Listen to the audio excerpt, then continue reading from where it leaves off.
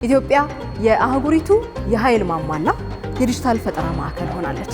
በብርሃን ብቻ አይደለም፣ በአርቲፊሻል ኢንተለጀንስ ነገ በአፍሪካ ለሚገነባው የብልጽግና ጉዞም ግንባር ቀደም ማሳያ ሆናለች። አዲስ አበባ ስሟን መስላለች። ውብ፣ የዘመነች፣ ጤናማ የህይወት ማሳያን በመሆን ለአፍሪካ ተምሳሌት መሆን ችላለች።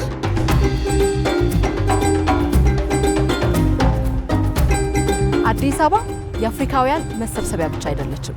የነፃነት፣ የፈጠራ እንዲሁም ደግሞ የጋራ መኖሪያ ቤትም ጭምር ናት።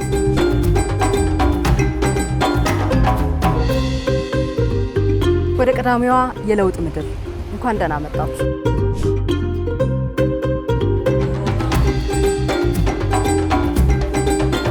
In this new era, we cannot speak in fragments. We must speak as one.